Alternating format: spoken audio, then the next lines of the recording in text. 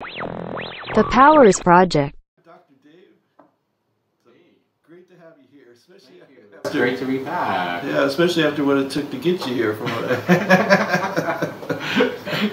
so well, you know, I remember it was just, you know, all the talk. There was a lot of talk, like on the internet and stuff, like back in April or May, that this was going to be like the most turned out summer ever. That we were all going to go crazy.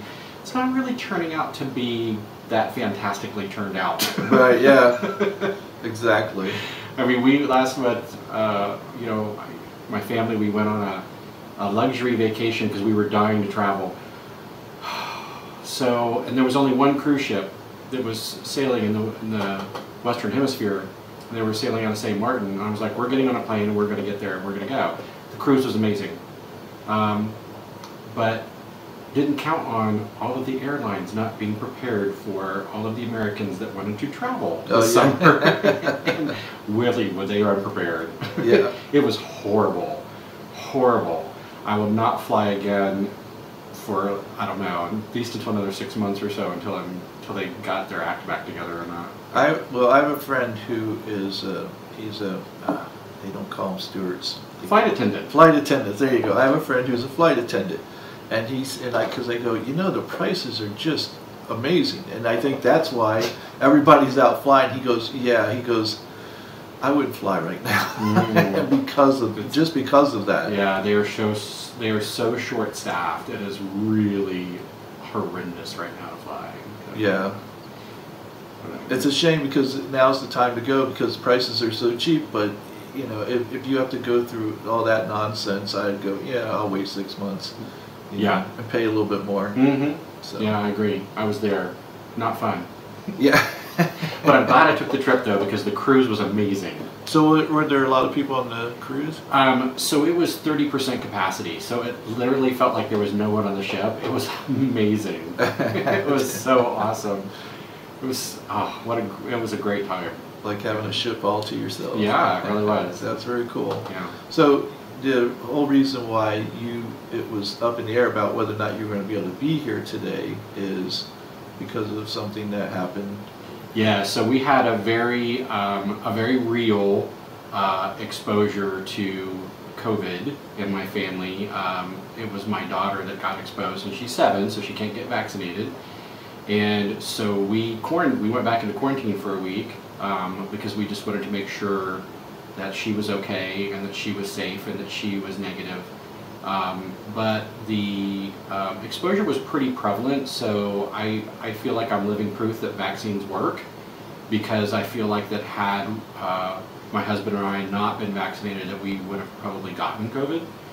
And so then just this morning before taping was time for us to get tested again, and we all tested negative, so that was fabulous. And yes. So I'm very thrilled.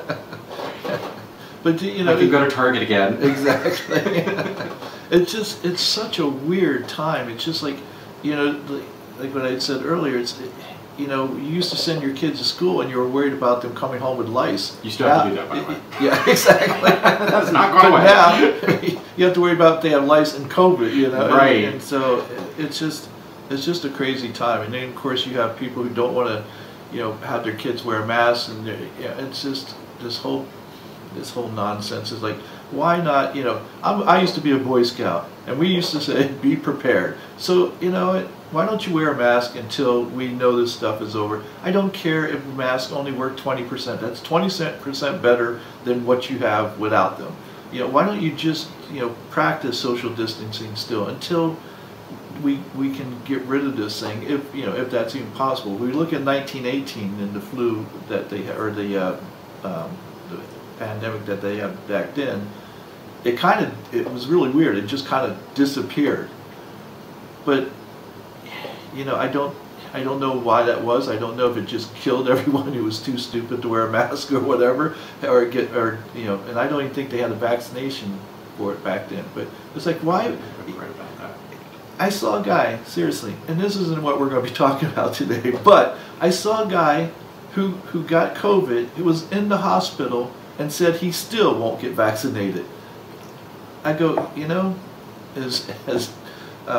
Forrest Gump said, "Stupid is as stupid does." I just go, there's just no explanation for people like that. Well, I mean, I guess the only explanation that does exist is that people have been willing to believe that there's more to it than just vaccinating yourself against a virus, that there's all of this other stuff attached to it, ideologies and political stuff and all that kind of stuff.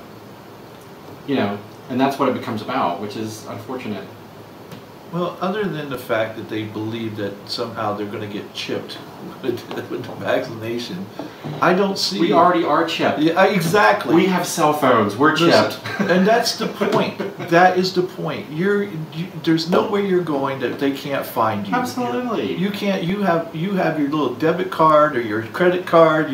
You're not going to be able to go off the grid, and unless you head up to the North Pole. And the fact is like, if you ever watch any of these shows like Alone or whatever, where they take these survivalists and put them up there for months at a time, they're not the first ones there. They find crap like fishing nets and boats and stuff. Like, there's been people there even. There's no place on this earth that we haven't been anymore. Mm-hmm. So it's ridiculous. But then on top of it, they're worried about, what's in the vaccine and whether it's going to kill them. I'm going, are you kidding me? The cigarettes you're smoking, the alcohol you're drinking, and the ho-hos that you're throwing down your throat are going to kill you. And you're worried about the vaccine. Ho-hos. I haven't had a ho-ho in so long. Well, you've been down the wrong streets. Oh my God. I see what you did there. It's been more recent since I've had that ho-ho. Yes, exactly. I'm going to be thinking about that all day now. I'm going to be like, should I go to Target and get a box of ho-hos? Ho-hos and ding-dongs. I know. Man. They were really good, too. I tell you what, that's how my mom controlled me when I was a child. Sit. If you want one. As a matter of fact, that's how my husband can, if you want one. Roll over. If you want a ding dong, you need to do as I say. Oh my gosh. Okay, I see what you did there. All right. It's funny how easily controlled I am. Yes, you and me both. Well, today I thought we would talk about something a little more serious than ding dongs and ho-hos. Although it's kind of tie in a little bit. It really is. So, like I told you before when you were on the show, I said there's just so many things we could talk about, and so I went back over our show, and I wrote down the things that we said, we could talk about this, and we could talk about this, and so I just took the very first thing that was on the list of things that we said that we could talk about, and I said, well, let's do that today. So what we're going to talk about is toxic masculinity. More so, even as far as it pertains to the gay community and what that means, because it does have a slightly different meaning in the gay community than what it does in the straight community. Sure. So what is toxic masculinity? How would you define it? So for me, it mostly centers on in the gay male community on our shaming men who are more feminine. And that so there's like this, and I think that, we receive the messages from outside that we're not, being gay, we're not fully men anyway. And so we have to put on this air of, hyper masculinity. And if you don't meet that criteria, then, it's the pecking order within our culture. So then, you're somehow less than if you're an effeminate man, or if you're a bottom, awful, as if that's a awful thing, like a top doesn't need a bottom. Right. So then what do you got to do? Well, what I find too is that the funny thing is that you have these masculine men and they're bottoms, and then all of a sudden they're not considered masculine just simply because they're a bottom. Right. And I'm going, I don't understand that, but it's just a weird way of looking at things. But it's the way that we internalize our own shame about masculinity within our our micro community, within the gay male community. We internalize the shame and we project it onto each other, and even compare constantly on just by looking around, whether it be in a bar or I don't know, people do that anymore, but on Grindr. Not in a while, I guess. Looking around and determining, who's masculine or who's not masculine, and who, and sizing people up on their worthiness, just based upon really how masculine they may appear, just at the offset. Yes. And so, and I think that is, the biggest problem within our community is, number one, I mean, it pulls us apart, and it's my understanding, as we said on the last show, I've never had a Grindr account because, when I met my husband, the internet didn't exist. And, but it's my understanding, certainly has been a therapist within the gay community for 25 years and having people talk to me about their experiences and all that kind of stuff. It's my understanding that, people are really cruel on Grindr and about such things as whether someone just appears from their pictures to be, how masculine they are, or, even talking about, their position preference, or, like everyone's afraid. It's my understanding, you can tell me if it's, that's your understanding too, but like people are afraid to put their position preference as bottom, so everyone uses the word verse. Right, exactly. So, because and I've heard about that for the longest time, and actually this morning I was watching this compilation of, not really in preparation for this show, it just kind of happened that it showed up on my YouTube feed, this compilation of TikToks of, bottoms be like, and it was all bottom jokes, and so one of them was, the guy goes, oh, I'm first, oh, you're a bottom, yeah. No, I'm first, oh, you're a bottom, and so it's just that kind of thing, and I laugh at those jokes, I think it's funny. Right. But it also shames us a little bit to a degree.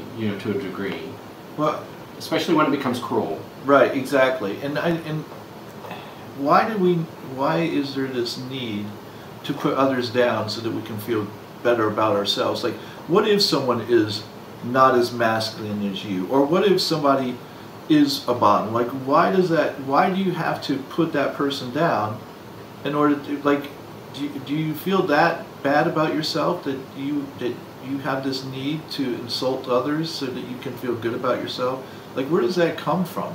It's, we're projecting an internal shame, a fear that, am I masculine enough? I'm wrestling, so say if I'm wrestling with my own masculinity, and, and I may not even be necessarily consciously aware to the, that I'm wrestling with my own sense of my own masculinity.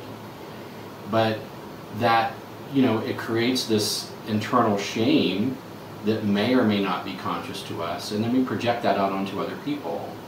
And so, so then we see people that in our minds do not eschew masculinity. Wait a minute, that's the wrong use of that word. No, I went to school really, I promise.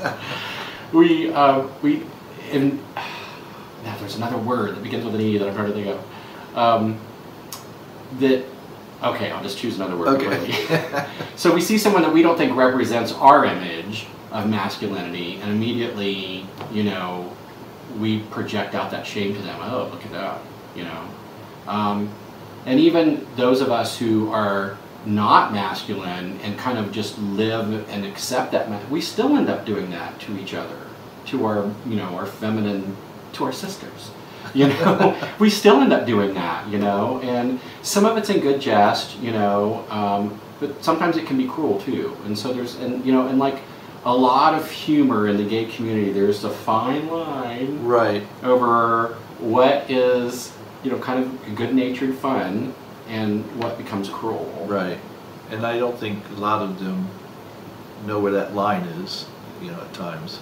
It can get crossed. Yes. But I think so for me, most of from my understanding, a lot of it manifests, especially like on the dating apps, which is unfortunate because we're all just looking for love or love right now. Well, and I think you hit on it. I think that for many of these guys, especially the ones who like to look at themselves and think of themselves as being masculine, that there's some insecurity there, because even though they go, I'm masculine, they still feel like they're less than straight guys.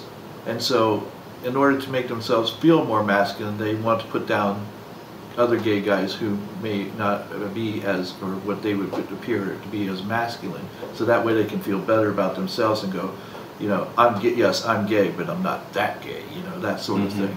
And that's unfortunate that they feel the need to put someone else down so that they can feel better because they feel less than straight guys.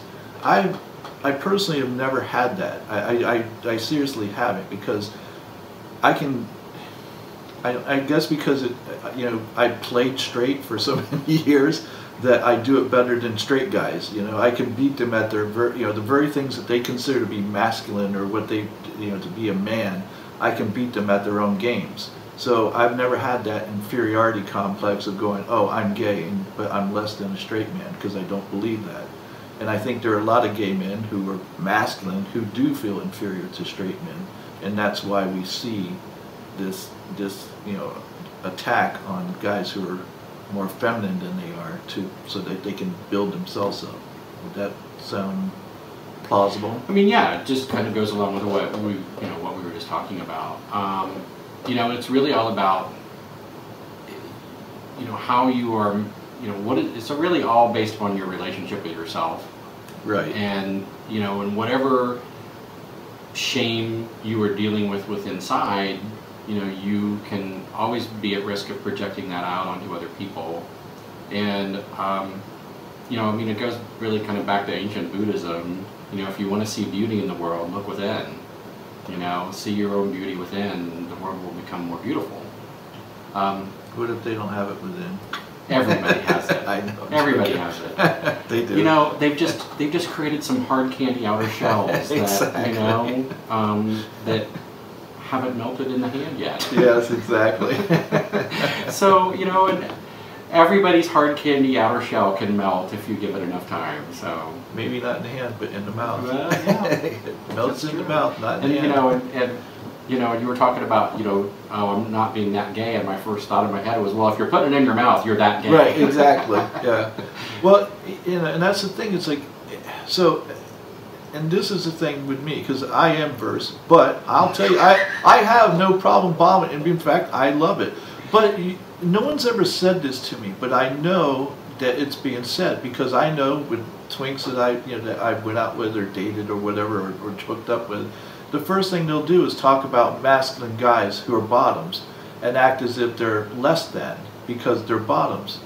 And I'm thinking to myself, so if I bottom for you instead of topping you tonight, then that's what you think of me. That somehow I'm this masculine guy in your mind right this second, but if I say I want you to top, all of a sudden I become less masculine.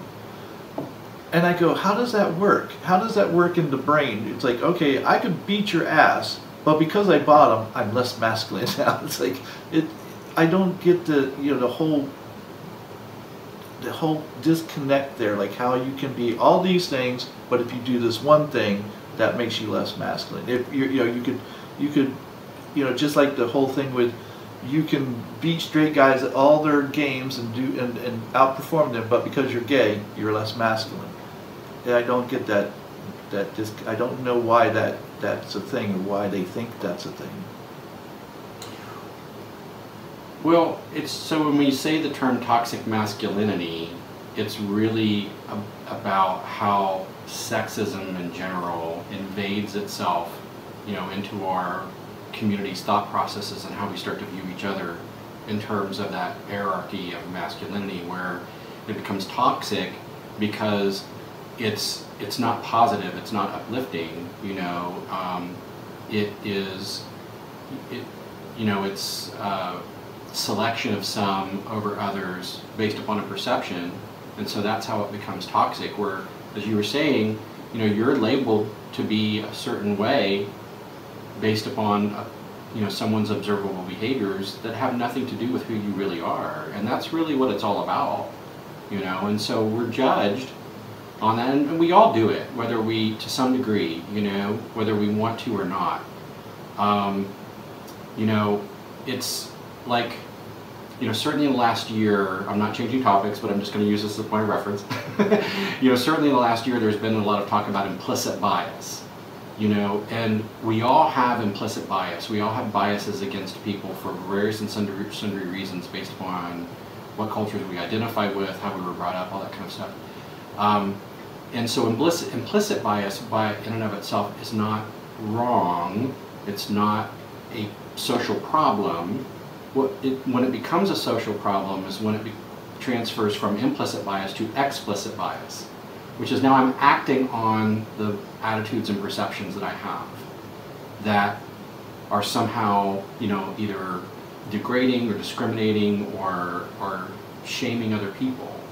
And so that's what happens. That's how the sexism becomes toxic masculinity in our community, is that our implicit bias about what it means to be masculine and how we view masculinity, and we start to transfer that, we allow that to transfer to explicit bias, where we now start to treat people according to our own standards, which is just our own standards. Right. And that's where it becomes a problem. And it interferes with our relationships too. You know, we, in a lot, even, you know, we either X people out just based upon a perception, or, you know, where we decide that, you know, someone's not worth getting to know based upon a perception, and we don't really know that. So would you say implicit bias is, another term for it may be preference? Would that be part of it, or at least part of it? No, well, I would not put them together. Okay. You know, I would not put them together. I mean, if you really want to stretch out bias and really like, right, then sure. But I mean, in the context that I'm in it, it's really about, I meant bias solely in the terms of that there's some perception that rejects others for some reason or another. I mean, does it reject them, or does it just say, like, for instance, to me, and please correct me if I'm wrong, what I'm getting from you when you talk about implicit bias is that we're all tribal, you know, to some extent, and so within our tribe we do have implicit bias where we go, oh, I identify with this person, you know, whether it's a group of males and we identify as males better than we do, you know, than what we do with females, you know, that may be the case, that I go, look, I can sit down and have a conversation with you for 3 hours and have a great time. I couldn't sit down with a female and have a conversation for 3 hours without wanting to, well, if I had hair, pull my hair out. But I don't. And so, I'm just using it as an example. And so this implicit bias is just nothing more than what we're comfortable with, what we see as far as, you know, people who mirror us and that we're used to. Would that be correct? Well, sure. I mean, in this pure form, I think that's a great way to describe that. I was really meaning it in terms of, you know, in its form where it's more, you know, I have judgmental thoughts about other people. It can be both. Right. It really can be both. Bias in and of itself is not a loaded word. It only becomes so when we're describing it in terms of judgment against other people. So the judgment against other people, is that something that's part of implicit bias, or does that only come about when you have explicit bias? Oh no, we have judgments about other people that we don't act on all the time. Okay, but I mean, we have judgments, like I can look at someone and go, not my deal, but I don't have any thoughts of, oh, I'm better than that person, or anything like that, or the other things that come with explicit biasness, where, you know, I discriminate against them or whatever like that. I mean, do you see what I'm saying, or not? Well, I do. I think I do. You know, again, judgment is a matter of degree. You know, the word judgment in and of itself, you know, is not a loaded word. It's how we use it. So, you know, it's no different than an opinion. Right. You know, I can have an opinion that is very mild. You know, like Starbucks is kind of an okay place to get coffee. Oh God, Starbucks, really?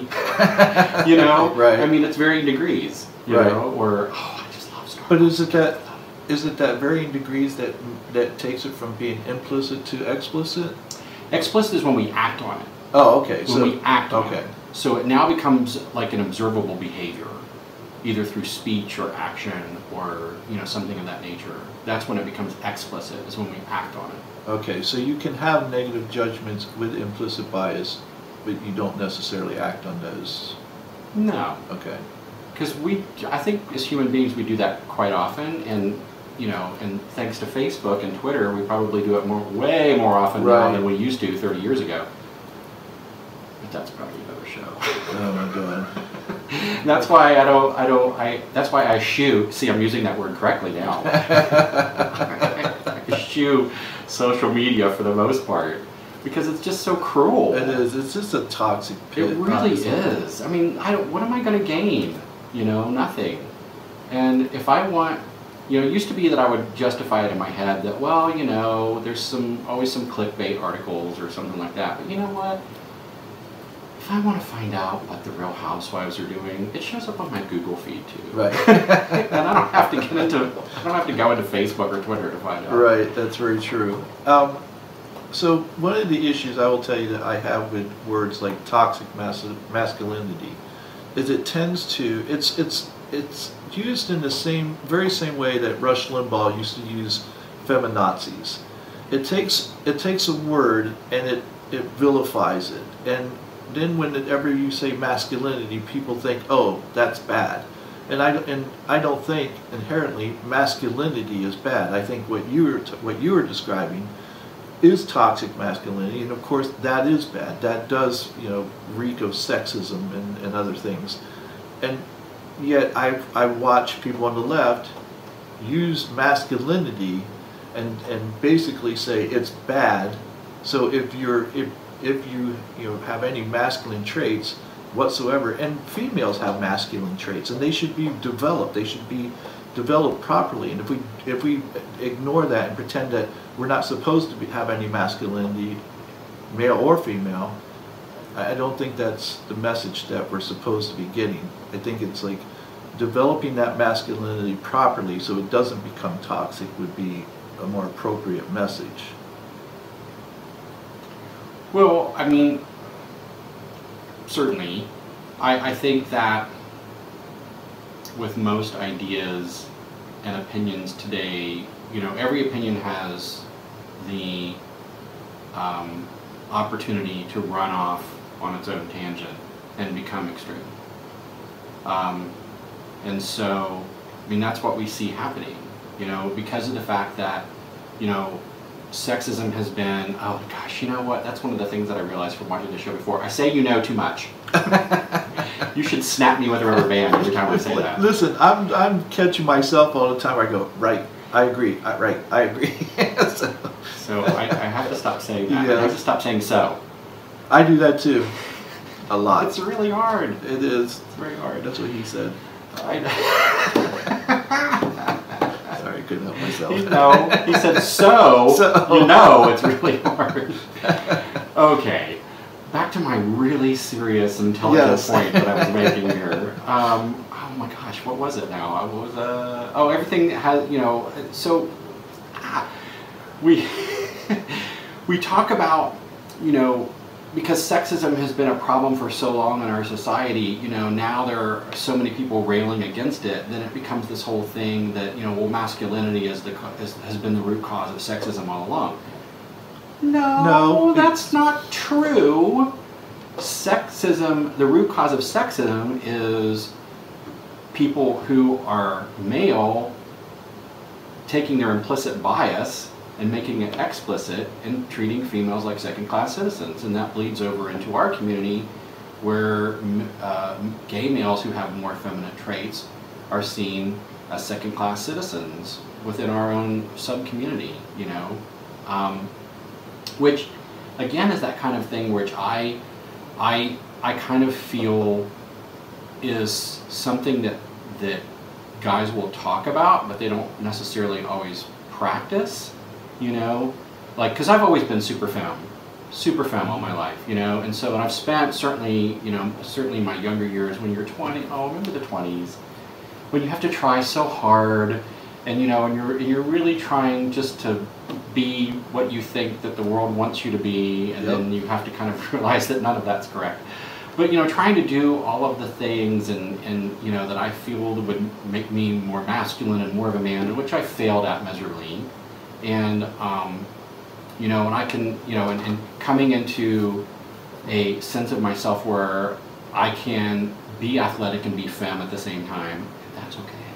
You know, I can be whatever and be femme, any combination of anything, and be femme at the same time, and that's okay. I've never, ever, ever, ever had any problems with guys being interested in me, or you know, having dates or whatever, or having anyone that I've been with shame me because of, you know, the degree of femininity that I display.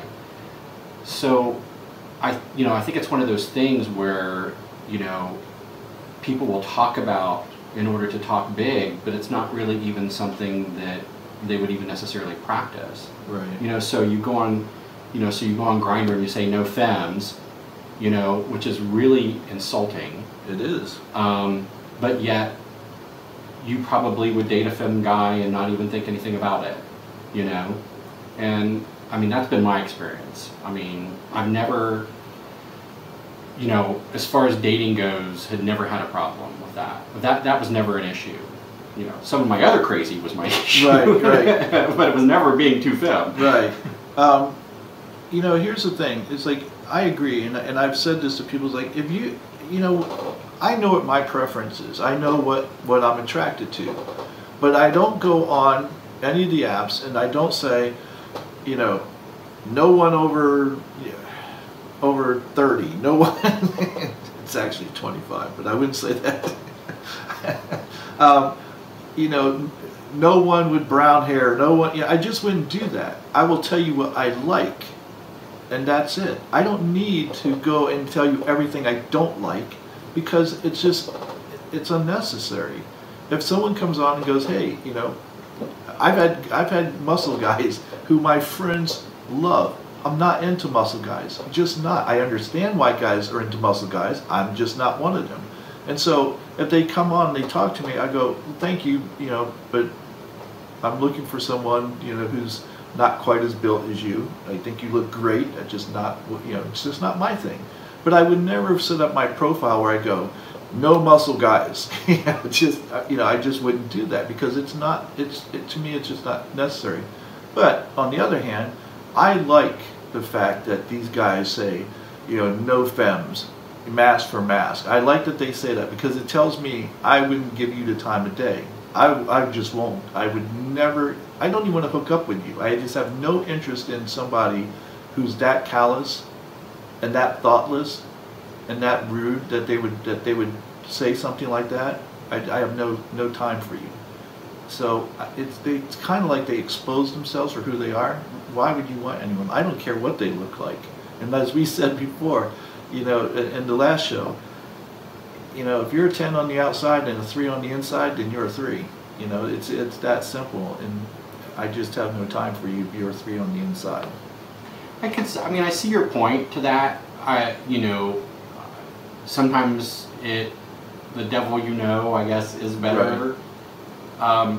It still stings. Well, I don't have to look at those because I don't have Grindr. Yeah. But you know, but I know that it happens. You know, and oh, I just said it again. I know that it happens. I even one time for Gay Days, I made a T-shirt. I had a T-shirt made that said, yes femmes, yes fats, yes blacks, yes Asians. And everyone, I got such positive, yes. Like walking around the hotel, I got such a positive feedback. You know, I mean, not one person that I ever did notice gave me the side eye, you know, and I said it again.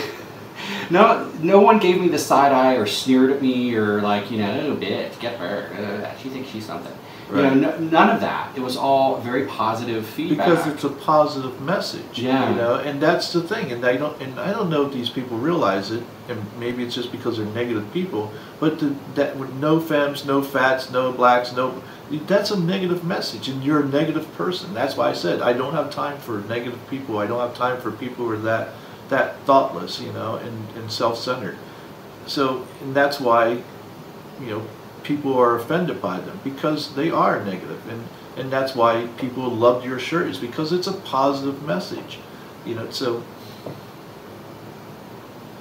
I don't know. I don't know why they don't, you know, people who do that, why they don't get that, or if they just don't care. Because we've created a society where that kind of discrimination is okay, and so you don't have to check yourself, because it's so widespread and it's so okay. And so, because like you said, which was an excellent point, I was actually thinking something similar this morning, in contemplation of kind of running through my head, talking about, you know, what we might talk about on the show. You wouldn't put on your profile no blondes. Right. Because if you don't like blondes, then you're just not gonna, if somebody hits you up that's a blonde and you're like, that's just not my preference, and so you're just not gonna talk to them, right? Right. You don't need to put that on your profile. Exactly. But we live in a society that makes it okay for people to put no femmes, no fats, no blacks, no Asians on their profile, and they say, I'm not insulting anyone, it's just a preference. But they can't see the difference because we've made that okay in society. Well, yeah, the gay community's made it okay, and here's the hypocrisy in all of this, and this is what pisses me off, because, you know, and it's not to say that we all haven't been hypocritical from, you know, in our lives, because at one point or another, in many cases, hypocritical without realizing that you're being hypocritical until someone points it out and you go, oh shit, I was the worst kind of hypocrisy. I know, exactly. It's like, I could tell you one. Grayson Lang, a porn star, he actually made a point, and I was like, oh, that was very hypocritical of me. And I didn't realize it until after he pointed it out to me. So, because it wasn't intentional. But we all have a tendency where we can be hypocritical from time to time and not realize it. But when you do realize it and you still are hypocritical, again, I have no time for you. And here's what happens in the gay community, is that if straight guys were to say that to women, no fats, no femmes, no blondes, no whatever, you know, you're too ugly, the gay men would go, you're just rude. You don't have any right to say that to women. You should never talk to a woman that way. The same way that if you're in a straight bar and a man were to grab a woman's ass, you'd go, who do you think you are that you can grab this woman without her permission and just think that she's a piece of meat? But walk into any gay bar, and I can't even tell you the number of times my ass has been grabbed at a gay bar by some gay man because he thought he could, because I'm gay and I'm in a gay bar. So he assumes that means it's okay for him to grab my ass.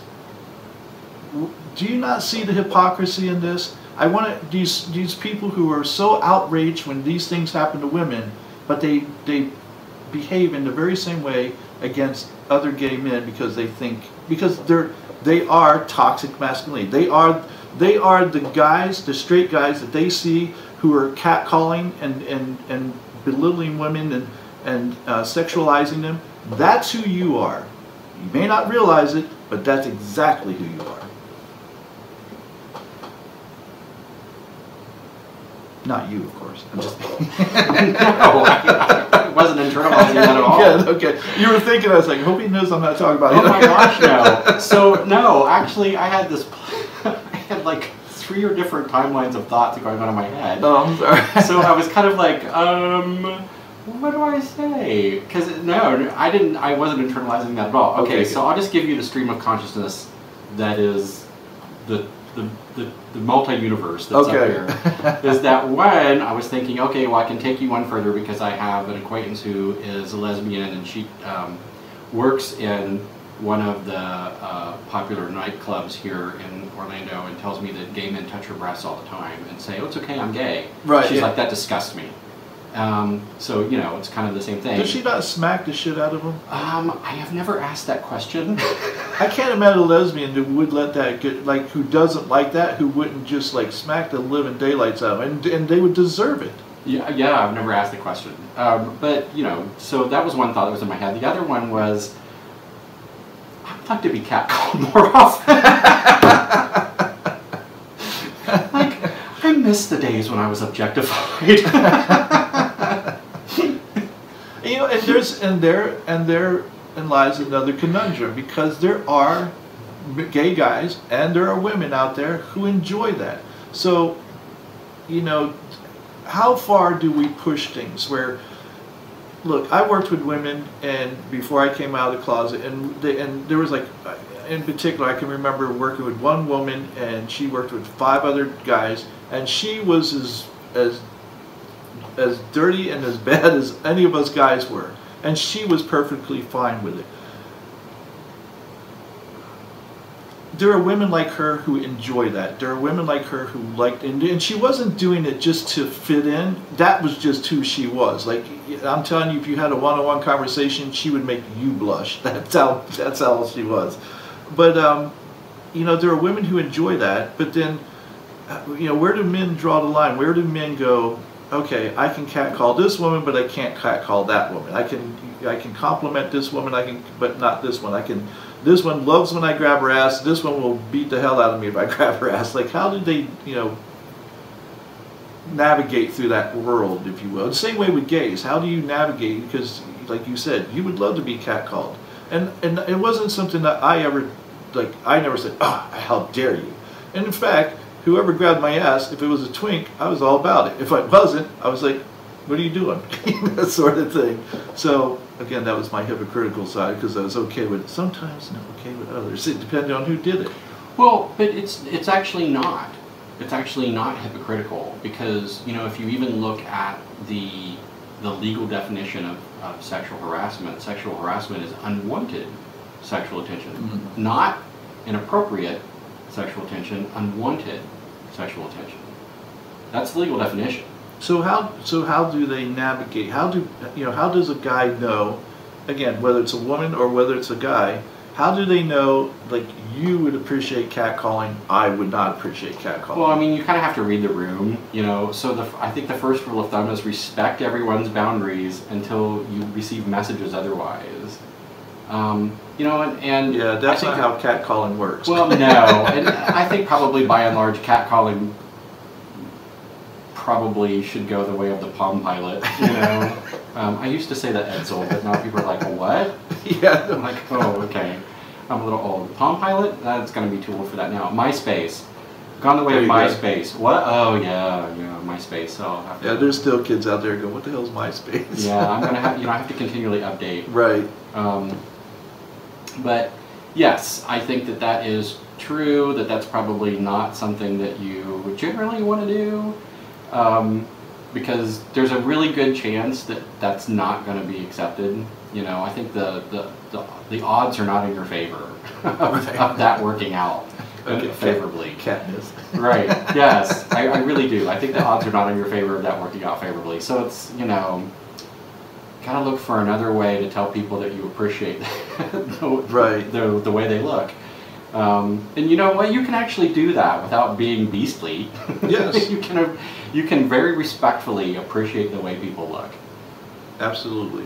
Mm-hmm. You might have to be a little bit more creative, and that might take a little bit more thought, but I can assure you it will yield better percentages than catcalling ever will. Yeah, I mean, it doesn't even have to be more than, wow, you know, you really look great. Right. Hey, I like your outfit. Or if I don't know you and you're just walking, hey, I like your outfit. Oh my gosh, I love that shirt. Yeah, and I think that's a great point that you're making. It's like, it's not just the catcalling, it's what you say when you're catcalling. So if you say, hey, that's a really nice dress on you today, or you look really great today, instead of like, nice ass. Like, sort of, I know you're trying to say the same thing, but it's not being received the same way. Exactly. Yeah, I mean, there's many ways to say something. You know, many different ways to say something. And so it all depends on, you know, how you do that. Right. That makes the difference on that interaction, where it can be seen as positive or negative. So what can we do as a community, as men? What can we do to alleviate or attempt to eliminate toxic masculinity without eliminating masculinity altogether? Love the femininity within ourselves. We all have varying degrees of femininity, and we've all defined what that is for ourselves, whether we realize it or not. We have, at least to some degree. And I think embracing that, you know, it goes back to earlier in the show, we were talking about, you know, just ancient Buddhism. You know, if you want to see beauty in the world, look for beauty within yourself. So, you know, love the femininity within you, however you define that. And you will find that it will be, that you will see femininity in other men as less shameful. Because I'm living proof of that. Because when I stopped trying to deny my femininity and that just accept the fact that I'm just a super femme person. And as a matter of fact, you know, 2 years ago I came out as non-binary because I realized I'm not even really completely male.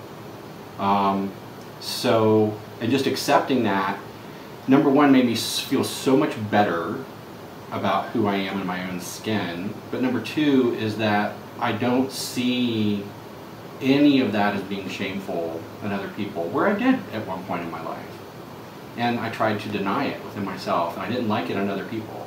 And I hated, so I don't think they use this word anymore, but you know, I'm old, and language changes. But you know, back in my 20-day, you know, in my 20th, no, that's not right. I was gonna say 20th decade. No, it would be like, anyway. I'm going on second decade. I'm like going on a tangent. I really am old.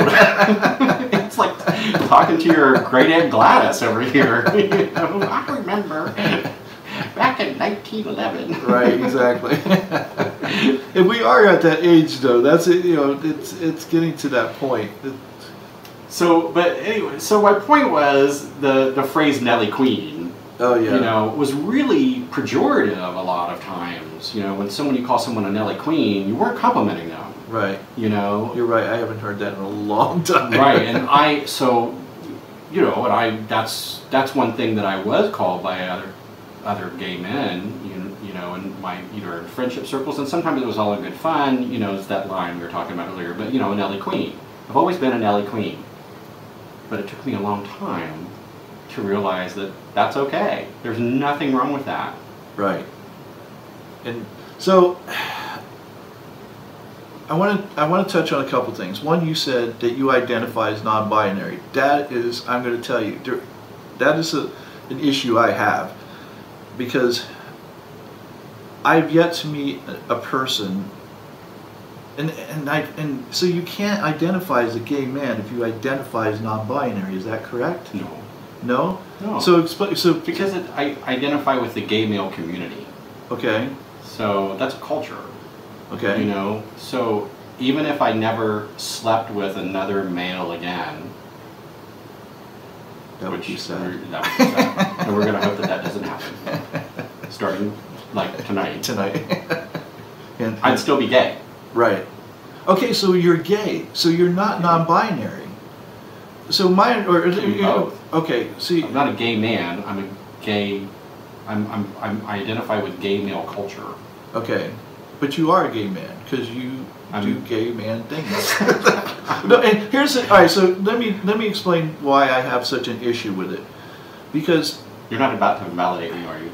No, not at all. Because I want it to be explained to me so that if I'm missing something, I want to know, and that's what I'm doing. Because you know, I fully admit that there may be something I'm missing. When I see people who say they're non-binary, it's almost always people who, and I don't consider you, and I'm not just saying this because you're my guest and because you're here in the studio with me, I don't consider you one of those people who are looking for attention. Is that they weren't getting the attention they wanted, and so they're like, is an example. Like all of a sudden she came out as non-binary, and I go, really? Yes, exactly. So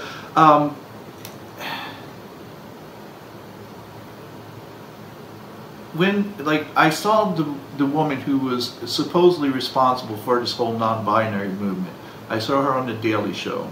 Now she's one person. Yeah, she was supposedly the one who started this whole thing, or I don't know if she had written a book or whatever it was that but she was supposed to be an expert on being non-binary, and that's what she was. And Trevor Noah asked her right at the end of the interview, "Do you ever just change it up just to screw with people?" And she laughed and goes, "Yeah." And I go, "See, I know she thought that was funny. I didn't find it funny at all, because if there's straight people out there who, especially who want to be allies, and you're screwing with them by trying to make them feel uncomfortable, I don't see, other than that you might get some satisfaction out of feeling superior at that second of making people uncomfortable because you can. I don't see the point in doing that. And to me, it's just a joke. It's like if you can say, "Oh, I don't identify as he today, I identify as she today," or whatever. We all, I don't care if you're the straightest straight man in the world or the gayest gay man in the world. We all fall on a spectrum where some days we feel more masculine or more feminine, depending on what mood we happen to be in at that time. There may be times where I feel like I'm Arnold Schwarzenegger when I get out of bed, and there might be times when I feel like Cher, not Cher, but someone like Cher. But I don't say, but it doesn't change the fact that who I am is a gay man who loves other men, and I don't need for you to call me she, or she, or Jim, or him, or I don't need all that nonsense. And this is the other problem I have with it, is for these last several generations who claim that they hate labels. They have created more fucking labels than all the other generations combined, with every spectrum of gender that they can come up with, that I'm a this gender, or I'm a that gender, I'm this, it just, we're people who are going, really? Look, I'm all on board with being who you want to be, but that's not good enough for you. What you want to do is force it down people's throats, and now you even are attempting to legislate that people have to call you the proper pronouns, otherwise they face punishment if they don't. This is already going on in Canada and England, and it's trying to make its way here. I know you look that way because we have the First Amendment right to say what we want to say. They're trying to make it so it's a crime if you do. If you say today that you want to be referred to as ye, and I go, well, too bad, I'm going to call you he. That I could be punished for doing that. I think that's absurd. Absurd. Now, is it right? Probably not. If I don't call you by your proper pronoun, then I'd say I'm probably a dick. I would want to call you that because I respect you. And so if I were ever around any non-binary people and they said, "I would prefer that you call me this," I would call them that, as long as they weren't being a dick about it, Because if we're being honest, it doesn't matter if you're gay, it doesn't matter if you're lesbian, it doesn't matter if you're straight, it doesn't matter. Everybody has assholes in their group. And there are going to be people who will act like assholes just to be assholes. And so they'll push a point just to push it, to say, you need to refer to me as him today. So I'm supposed to go back and forth according to your whims and keep this all in mind and be careful of how I address you. If you're that much of a trouble to me, I'd just rather not address you at all. And I'm not that kind of person. People who I love and are in my life, I will respect them and do whatever they ask me to do.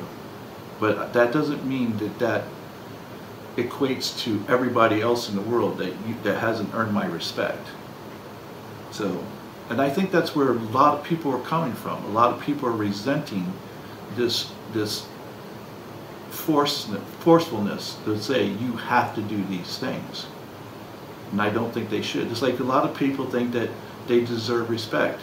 Gay people have said that and go, I just want to be accepted and respected. Well, I don't. I don't care if straight people don't respect me or accept me. I don't need their acceptance. I don't need their respect. I need the respect and acceptance of the people who I love. That's what I need. Or that's what I want. So I don't know why they feel entitled to these things and feel like they have to have them to be validated. Sounds very similar to arguments I heard about marriage equality. Does it? And yeah. so, and again, please explain to me how, because obviously I'm all about marriage equality, and so I want to, that's why we're having this conversation, so that there are people like me out there who think like this, that if we're thinking wrong, then I want to know that so that I can change the way I think. Well, what did people say when they were opposed? How did they intellectually justify opposition to marriage equality? They would say that if you let gay people get married, then you could marry your dog, marry your turtle. I said intellectual justification.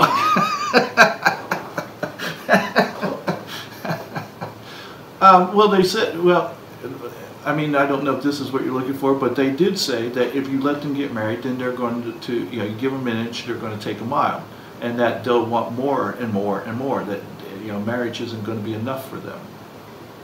Well, so what brings to mind, I mean, are there any other intellectual justification arguments that you can come up with? I mean, to me... I don't think there are. No, I'm talking about what you heard other people say. Oh, yeah. See, no one ever came up with it. Other than the religious point of view, they couldn't come up with an argument. I've never heard one reason why gay people shouldn't have been able to get married intellectually. And the only thing they could ever refer to is that it's, you know, the Bible says it's a man and a woman, not a man and a man. It's Adam and Eve, not Adam and Steve. Those were the only arguments about, well, why is this even necessary? You know, gay people can be together if they want to be. No one is stopping them from being together. You know, why do we have to make laws about that? You know, those kinds of things were intellectual justifications. They weren't, though, because to me it's like there's plenty of answers. I think you're missing my point. Okay, I'm sorry. Go ahead.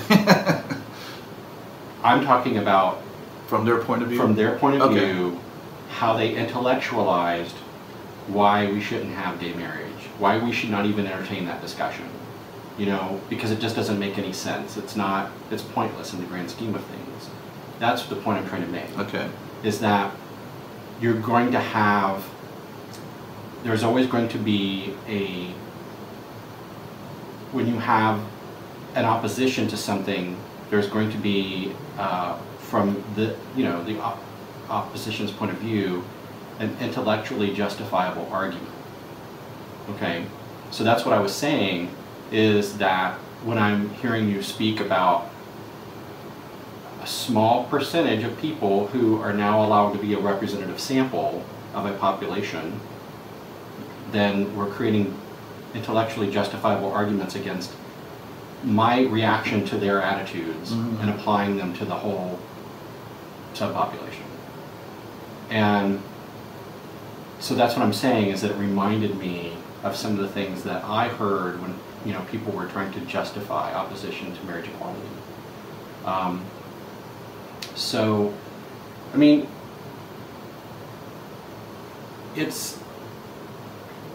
I think that it is I mean, the people who make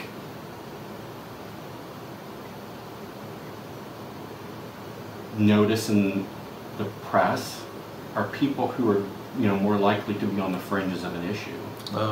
You know what? That's a great point. You're absolutely right. That's what's interesting. I'm not interesting. Sort of. I find you very interesting. But I'm not, you know, I'm not Daily Beast interesting. Right. You know, or BuzzFeed or Vox or anything like that, or HuffPo, you know, because I'm not radical enough, you know, I'm just living my life. Right. And so that's not what, you know, that's not our sensationalist society, you know, that's, you know, I mean, you have to think of all these news outlets are clamoring for your attention, and they have to do something to get it. Right. You know, and so it's you know, there's some of that. Well, if you want to talk about bias, you know, right. You know, people, what do I need to do to get your attention today? Because there's a lot of people competing for your attention. And so, for me, you know, do you remember when bisexuality wasn't real? I never thought it wasn't. I mean, honestly. But you know that was a. I mean, I'm right, making yeah. fun of that, but you know, that was like, you know, even back in my younger days, you know, that was the whole theory was, well, bisexuality is just a stop on the train to gay. Yeah. You Well, know, it or- still is for some people because they Yeah. use it because it's again it's easier to say I'm bisexual than to say I'm gay, and then they'll come out gay later on. Well, true, but you know what? But here's the thing: if you have been with all genders, you're still kind of bi. Yeah, but you know, here's the thing. I think there are truly men and women out there who are truly bi. There is like they don't have a preference. They don't care if it's a man or a woman. I don't know if that's called not bisexuality, but pansexual. Okay. It's to me, it's. I mean, I have a hard time discerning the difference. Okay. But I think bi had such a pansexual was a newer word because bisexuality had such like old-fashioned kind of negative Right. connotations to it. So, like people when the millennial generation was like, yeah, this is a better word. But it's all about queer used to be a bad word and now it's not. So it's it will change. It's whether you go through word reclamation or not. Yeah. Exactly. College. You know, I've told people technically you could say I was bi, but I don't identify as being bi. I identify as a gay man. Yes, I've had sex with probably more women than most straight guys have, and that's not to brag. It's just that it was my lifestyle that granted me that ability to have endless sex with women until I finally came out. The thing is like the reason why I identify as gay is because if you have a hot twink and a hot woman, the hot twink is always going to win out. And so my preference is always going to be the hot twink.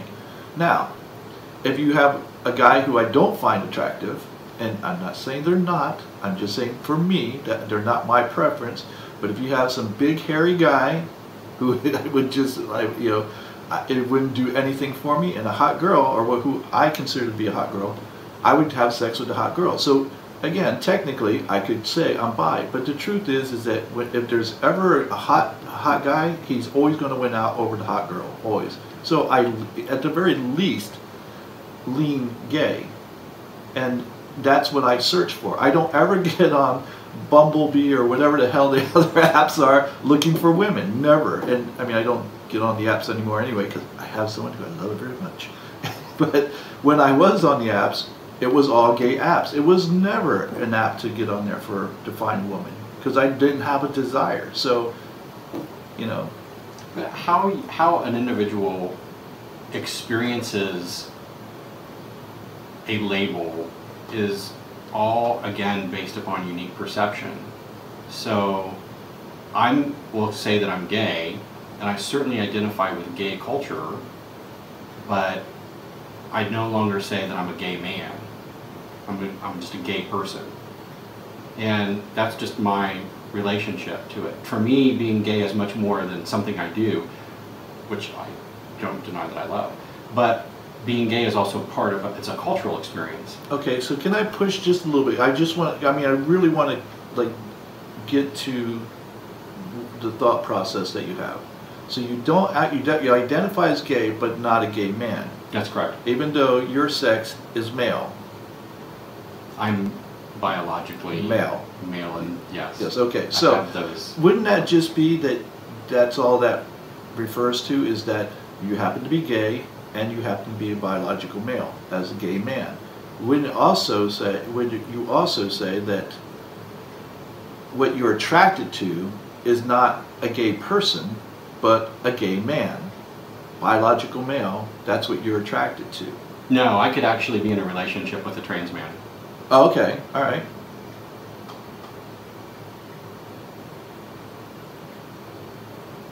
So anyone who's male identified. Male identified. Okay. Yeah, has nothing really to do with necessarily body parts. Okay. But here's a question back at you. Right. Why does it matter? I think because what's happening is I talked to another guest, Carl Kreisman, who I had on the show. We were talking about postmodernism and how the lines between truths are being so blurred because we want to pretend that there are no absolute truths. And we do this with words as well. We start redefining words so that they don't have a meaning anymore. So whatever racism means to you may not be what it means to me. So I can call someone a racist who may not be racist, but in my personal belief, that person's a racist, and I can call that person that. Then when you hear the word that this person's a racist and you have the proper definition of what a racist is, you look upon this person less than fondly. And it's all because my interpretation of that word, I felt like I could call that person racist. And we take away the power of words when we start redefining what those words mean, or we start blurring the lines of what they mean. So, and I think in this whole push for postmodernism, I think that's exactly what's happening. Is that we know, I don't know if I told you this or not, but I had this discussion on Facebook, and I probably shouldn't have, but there was this person who said that if you mislabel people by pronouns, that's violence. And I said, what? That's not violence.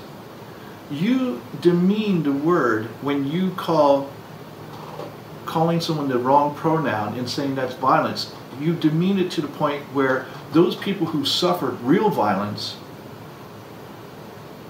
you're taking away the power of the word, so that violence doesn't have a real meaning anymore. I mean, there is no power to that word. It's sort of like this. Right now, what's the worst name you could call anybody? The N-word. No, there's one worse than that.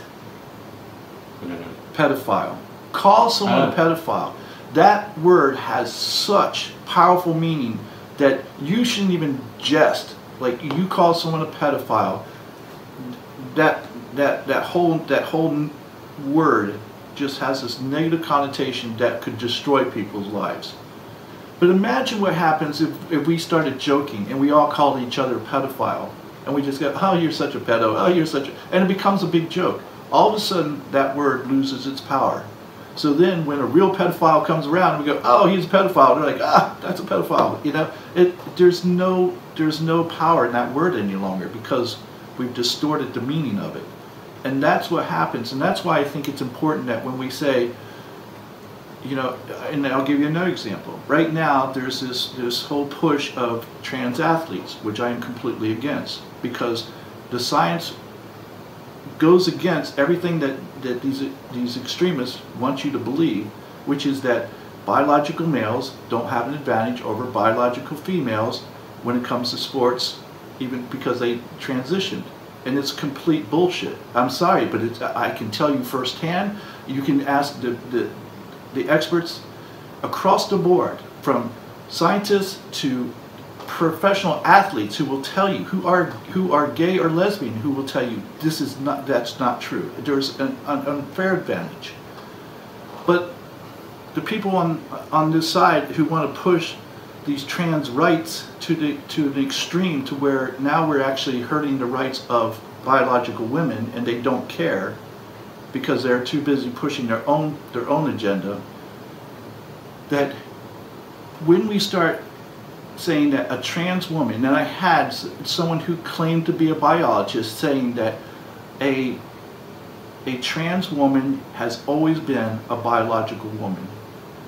And I go, not one thing you just said there made a bit of sense. If that trans woman was always a biological woman, then why was there a need for a transition? There wouldn't be, because there is a difference. It's a biological male who now identifies as a female. That's great. But to ignore the fact that you were born a male, you went through puberty, you trained as a male, your muscles are denser, your bone density is denser, your hands are bigger, your speed is faster, all those advantages that you get from having 2/3 more testosterone in your body than females do, and you trained that way, and you want to ignore that advantage. Again, it comes down to, that's why it is important to me that we are accurate in what we call things, and not just gloss over it and pretend like, oh, they can have any meaning they want.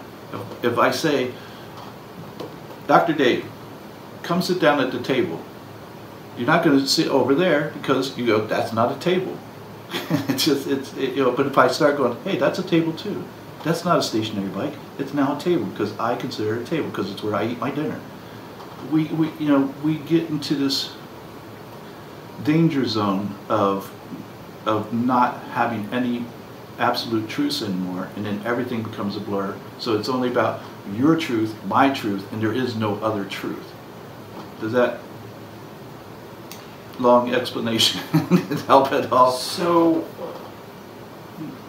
my response to that is that, so then before, who was in charge of the truth? The church, the kings and queens, people that only live to subjugate other people. I would rather choose this, where, okay, you can have your truth is ridiculous, I don't agree with you, but you know what, I don't have to listen to you. Because I can take responsibility for myself, whereas that I have the church or the king or the despotic ruler controlling the truth. I would not like to go back to that. No. But that's what truth was before. Absolute truth was because it was controlled by people who were in control of subjugating the masses. I have no interest in going back to that. I agree. And so what we can do as responsible human beings is stop giving attention to ridiculousness. And so when you're saying that, the problem is that all truth becomes, there's no absolute truth because well, there's never been an absolute truth. Look at Buddhism. There's never an absolute truth. But there are certain absolute there's truths. not. We're going to die. That's an absolute truth. No, I know that sounds silly, but I'm saying, but there's others who would say, well, we don't die. It's like, yes, you do die. I don't care how you can say, oh, there's a life after this. But is that really worth your time and energy? Here's the thing, again, you let one thing go, and then what happens is nothing becomes truth. So, so I You have to hold your own truth. Right, here's the problem with you holding your truth and me holding my truth. I may have a truth that murder is okay. I can murder whoever I want because I believe it's okay. How does that work in a society that goes, murder is not okay? Well, this is my truth. See, we have to have some truths that feels like it's going back to I'm going to marry my dog. No, it's not. It really does. I mean, it feels very circular and really not going anywhere. All I can say is this, is that if we don't have some rules and laws in society, we don't have a society.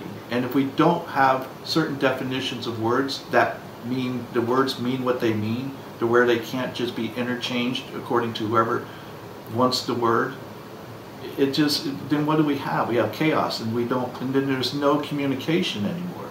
You and I can't communicate if we don't agree that these words have the meanings that they have. Like you were saying, askew. It's like or a shoe. You can say, you said, oh, that's not using it in the proper context. Well, if you all of a sudden you decide that was in the proper context, everybody else is going to be confused because they go, that's not what that word means. And well, that already happens. When I say, oh my gosh, that dance routine you did was sick. Right. Okay. But because you're not sick. But that's become accepted as a society. It's become accepted. But it proves your point. That's exactly what happened. All right. So when we say, like back in the 60s and 70s, we used to say things were boss. It's like, and it didn't mean, oh, this person is your boss. It meant something. It happens all the time. Right. But again, when we take words that have more power to them than sick, and yes, I know, our language continues to evolve. It has throughout history, and it will continue to evolve long after you and I are gone. But I think that we have to be in agreement. So as a society, we're in agreement that when someone says, "Oh, that's sick," we understand. Doesn't mean you're sick, and we've come to that agreement. And I'm sure we'll continue to do that with other words as well. But there's other words that have too much power to them, too much meaning to just flippantly use them, like pedophile or racist, and call somebody that without being accurate when you call them that.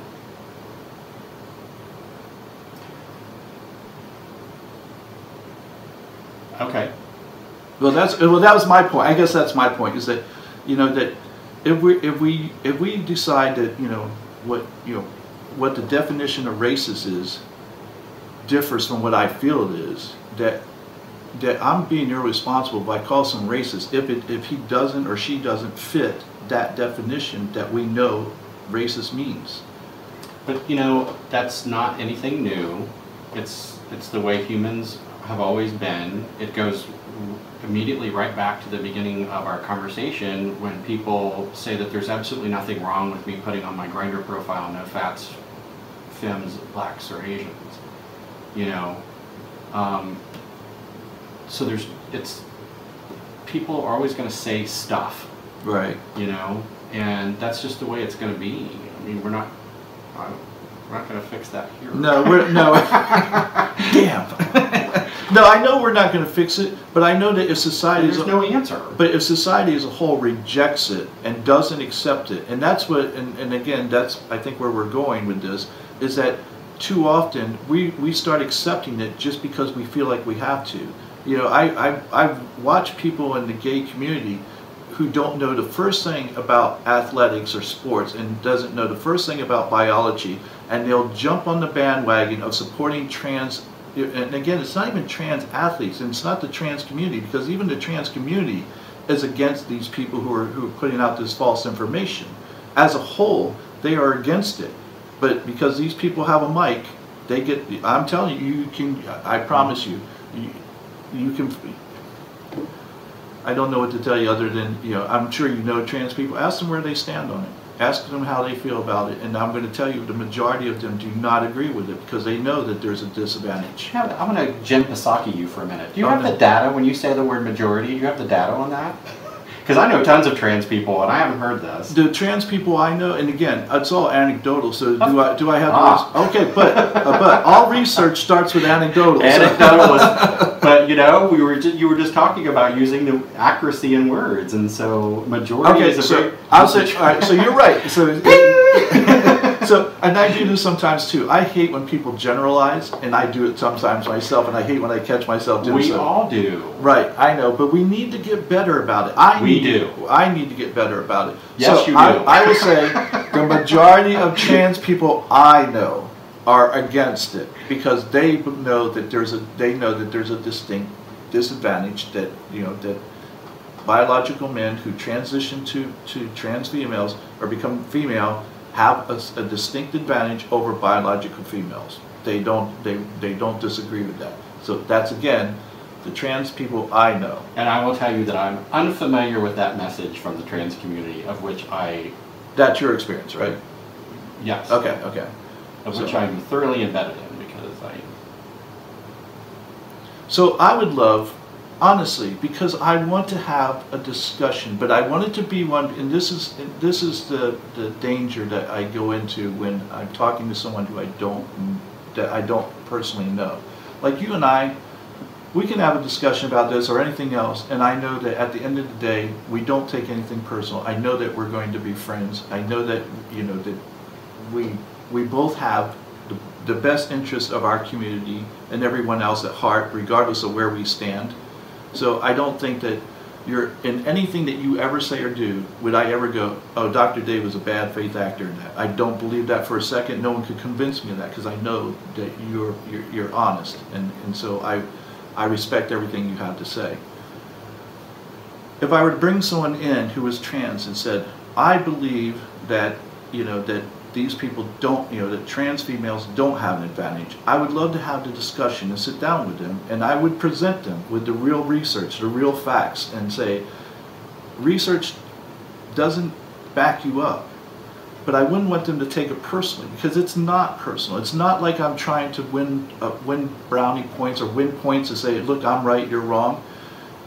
I'm just looking for things to be fair for everybody. I think that there needs to be an outlet for trans athletes, and I know that, you know, there might be small numbers now, so that might be difficult. But I don't think the answer is letting them compete unfairly against people who have a distinct disadvantage to competing against them. I mean, it just goes to show, I mean, that their whole premise that they don't have an advantage when these trans females step into the sport and then become world record holders or world champions overnight when they were nobody when they were doing the same sport as a male. it shows that their whole premise that they don't have an advantage is ludicrous. Because you can't step into, if they didn't have an advantage, you would not become world champion overnight. You would not break world records overnight. And yet that's exactly what happens. So it destroys their own argument by how well they do in these sports. That's what that's what I'd have to say. But I'd want somebody who wouldn't take it personally, who would want to really get down to the truth of it. Because if what my truth is wrong, I want to correct it. I don't want to stick with what I believe is the truth just to find out, yeah, it wasn't. And so that's why it's important to look at everything from different perspectives. Even if I don't think they're right, it's still important that I look at it from their point of view. And if they can present evidence that shows that I'm wrong, I'll freely admit it. Well, and I have no doubt that that's true. I think, one thing that's important to remember is if you are outside of an identifiable community, talking to someone who's a member of that community, telling them about that community, it's really easy for it to come off the wrong way. Right, exactly. Even if you are completely 100% correct, it's really easy for it to come off the wrong way. But that's what makes it difficult. Because I was even feeling that during this discussion. Right, and so here's the thing. There's even people within the community who are trans who have come out and said exactly what I just said, and they've been shunned because they called it out and said, look, I'm trans and I know this is not right. I know that there are advantages. I know what I can do compared to what biological women can do, and it's not fair. And yet those people are shunned. So I don't know that it even matters that you're part of the community, because not just the left, but the right does this as well. It's almost like if you don't buy into their dogma 100%, you can't have any conflicting opinions to what they're throwing at you, because if you do, they will come at you and eat you alive. They will devour you, just like they did to Martina Navratilova, who is arguably the greatest woman tennis player in the world, her or Serena Williams, one of the two. But she's been an LGBTQ advocate for decades because she's lesbian, and she's always supported the LGBTQ community. But because she came out and said, no, there is a distinct advantage to biological males even when they transition. It's not fair. They came out and called her a transphobe, a homophobe, all these things, all simply because she wouldn't agree with them. And that's where it comes full circle with this, is that when we flippantly call someone transphobe who is not, just because they said something you didn't like, you've just labeled this person something that they aren't, and that has an extreme negative connotation to it, at least for people on this side of the spectrum, to where we go, we don't like transphobe people, but she's not a transphobe. And to use that word so loosely just because because it's easier to degrade somebody than to actually counter them with your own evidence, and that's what we do. And so here's what happens. When someone calls you a name, if I present this information or this research and shows that scientifically that these biological males who transition to female have a distinct advantage, and then all of a sudden they call me a name, now what I get stuck doing, instead of saying, all right, let's stick to this, I have to defend myself and go, I'm not a transphobe. And now the whole argument is about me protecting myself and defending myself to say I'm not these things. It's a tactic that the left and the right both use it.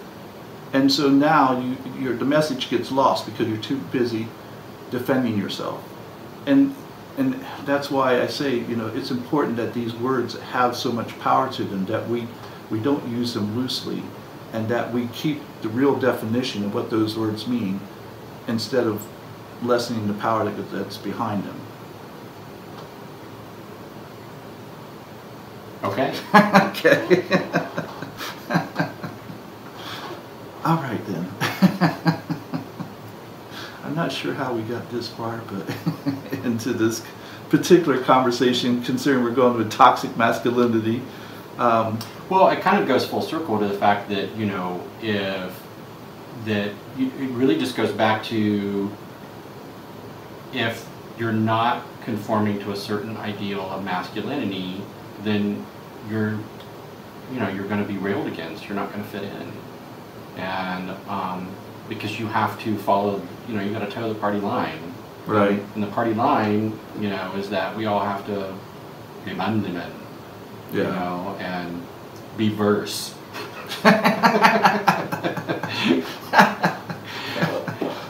And so yeah. Have you ever been to what's the restaurant? Olive Garden? No. McDonald's? The other gay one.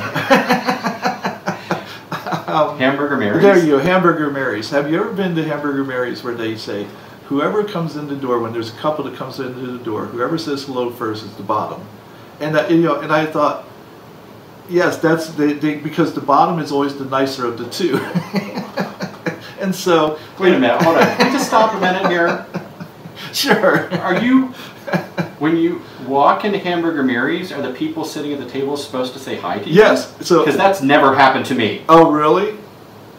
I want my money back. Well, it's during the show. It's during the drag show. That's when because the drag. Oh, okay. See, accuracy of words. I know exactly. Because I'm like, when does this happen? That never happened to me. No one's ever said hi to me. No, everybody just said Norm.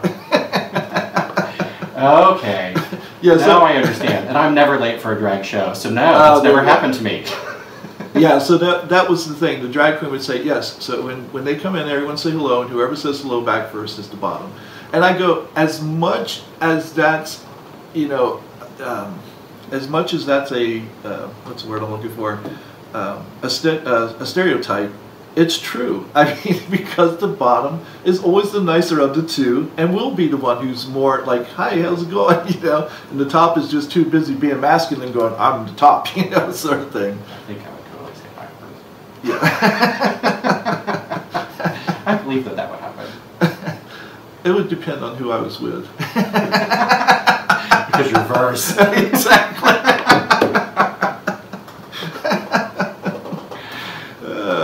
Yeah, we'll never have to have a segment where people will go, well, are you the top or are you the bottom? I think it's already been addressed. I'm verse. Oh, you're a bottom. Yes. Okay. Exactly. I have straight friends, obviously, who listen to the show, and I think they're afraid to listen to these type of segments because it's like TMI. They don't ever want to know this, which is probably better for them. Dr. Dave's on. Turn the sound off. Exactly. So the best thing for us to rid our community of toxic masculinity is to, I think, to call them out and go, what is what is it that, why would you not go, hey, what is we your... don't tell other people their business. It's not, it's like, I would say, what is your deal? Why do you feel the need to say no mask, no femme, no blah, blah, blah, no Because blah? as a human being, whether they like it or not, they have no choice at that point but then to get defensive and try to defend their position. So let's take the approach love. Okay. And say, go back to, before we got off on that really weird, uncomfortable tangent where I was talking about love, and you love your inner female. I do. I love her. You're loving your inner femininity, and then that's what you show out to the world. And so I think that really is the answer, because as we've seen, when we call people out who do things like that, it doesn't ever go the right way. They just get defensive, and then they dig their heels in, and then they feel more justified. So, would you say anything at all, or what would you do? I mean, this is something that I learned very early on when I was a little psychologist, that most people do not want to be educated on their behavior, even if they're actually paying me for the privilege. Isn't that the truth? Yeah. So what I've adopted is an approach, and so the thing of it is that this is kind of it's a little bit of a stereotype, but it's also kind of a lot of truth too. When you start going through psychology school, you go around to all of your friends, you tell them exactly who they are, And I've got you sized up, and let me tell you about all your problems. And because it feels powerful, that like the veil's been lifted, and you start to see like everybody for who they really are. And then you realize that's gonna fuck up your world. And no one's gonna like you. And so even if you're 100% correct, which is probably more reason why no one's gonna like you. Right. So you have to not do that.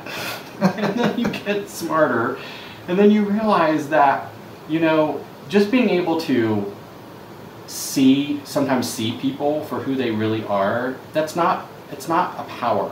It's not a power that you necessarily want to use. You only use it for, how do I, you know, center myself, you know? So if, you know, someone's having an energy, or they're doing something that, you know, that conflicts with mine, then, you know, I kind of bow away from that gracefully.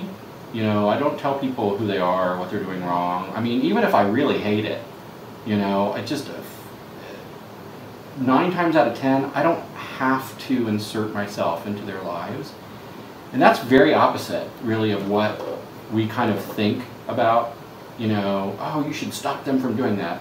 No, I don't have to stop them from doing that. So I don't feel like it's my job to educate people on their behavior all the time. Okay, I'm going to take this in a totally different. Oh, I thought we were wrapping up. Yeah, no, because I was, but then you said this, Damn and I was like, all right. So here's. Did I just say something controversial again? No, because I agree with you, but with agreeing with you, there's this push now, this movement, and this is completely like off to the side here, that there's this movement that says that if you don't actively call out racism, then you're part of the problem. So according to you, and again, I'm not saying you're wrong, because I kind of agree with you. If you don't call this out, then are you part of the problem? Or is the message that, you know, that if you don't call out racism, then you're part of the problem, is that just false, or where does that? So it goes along the same principle, is I'm not going to make a racist be less racist by calling them a racist. Right. That's not going to work, you know? Right. The only chance, if I really care about racial equality, then there's other ways to do that. You know, there's other ways to try to attack the ills of our society without calling people out, because again, it only makes them defensive. They have his human nature, they have no choice but become defensive. No one's going to go, ever, is they're going to go, oh, thank you for pointing out to me that I really am a racist. Wow. I mean, wow. I mean, I just can't believe it. It's not going to happen. Right. So, you know, now, and as you well know, because you do a show where you like to, you know, have controversy, and, you know, and some people, I mean, people react to it very differently, right. But a lot of people don't react well. Right. To having their ideals challenged. So obviously that's not the recipe. You know, we have to be able to try to inspire people. Again, I mean, I'll go back to ancient Buddhism. You know, the best way to change the world is to be the change. Right. You know, that you want to see. And so you live the truth of anti-racism. You live the truth of anti-sexism. And hopefully that inspires people. It's not going to inspire everybody, and it's not going to, you know, it's not going to end. I don't think we're ever going to end any kind of attitude where we can divide people up into we versus. I mean, goes back to the tribal nature. Anytime that we can divide people up into us versus them, we just do it, and I don't know we're ever going to end that. You know, it's going to be something else. I agree. You're right, because even if we could end one thing, another one's going to pop up. It's like whack-a-mole. Right, exactly. So, well, and that's what you know. That's why I want to do this show, is because you and I can have this discussion, and we don't have to say you people. You know, we can just discuss it, and then people can go, oh, that sounds a little bit like me, you know, or maybe they don't realize that. It's them, who knows? But if even one person realizes that, hey, I didn't think that was me, but that sounds like me. And maybe they'll take an introspective look at things, and maybe that one person changes. If that one person changes, maybe they'll do something to influence someone else to change. And I think, again, the work that you do, it has to lend itself to that, because otherwise you're just spinning your wheels. But I know that the work that you do helps people. You know, however they come about to finally realize the things that you're telling them are true. You know, you know, I can't help but believe that at least some of your patients, at least, have changed because of what you've told them or the advice you've given them. So, but I don't really give advice. I encourage people to challenge their belief systems. That's what I do, but yeah, I don't get paid like you. You do a better job of it, I'm sure. I know it's not. That's why I don't do it the way you do it, because you have to have a lot more smarts than I do. So, but I do know that we do need to challenge our beliefs on everything, and I do. That's why I tell you whenever I have discussion, and I know sometimes, like even the conversation you and I were having, that it makes you uneasy.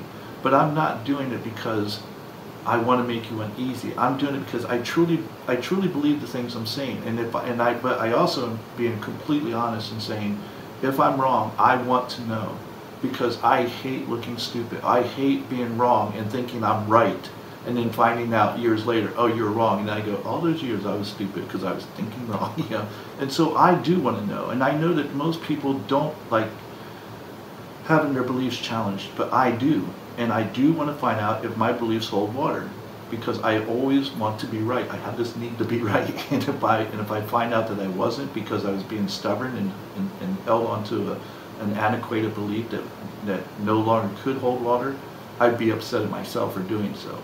So I like to think that that I'm introspective and can look at myself from that point of view to go and be honest with myself, because I always talk about being honest with yourself. It'd be kind of hypocritical of me to tell everyone else to do it and I wasn't doing it myself. So I appreciate you having that conversation with me. I really do. Sure. And as always, I always love having you on the show. Well, thanks for having me. My pleasure. Well, we'll find a maybe less controversial topic next time to talk about. Well, I mean, it's not that the controversy is the issue. It's just that, you know, again, when you're not a member of a certain community and you're talking about a community to a person who's a member of that community, it's a very delicate situation. It is, without a doubt. And it doesn't matter whether that person has as much knowledge as you or not. You know, that's actually God. Right, yeah. At that point. It shouldn't be, but it is. But it is. Yeah. But it is. Yeah, you're right. So after we end the show, I'm going to have you go back to when you were little Dr. Dave, and I'm going to have you tell me all about myself. But we're not going to do this on the air, because if he makes me cry, I'm not going to. Joking. No, I don't do that anymore. Well, Kurt, you want to know what your problem is? No, doctor, stop, please. Yeah, none of that. That's why I don't have any friends. I'm the same way. Anyway. All right. Well, listen, thank you for being on the show. Folks, thanks for joining us. I hope you enjoyed this as much as at least I enjoyed it. And we're back to take care, be safe, and wear your mask again, because this stuff is acting up, as Dr. Dave can attest to. So the vaccines work. And remember, yes, what happened while Kurt was away, that's our secret. Now I'm going to go look at this.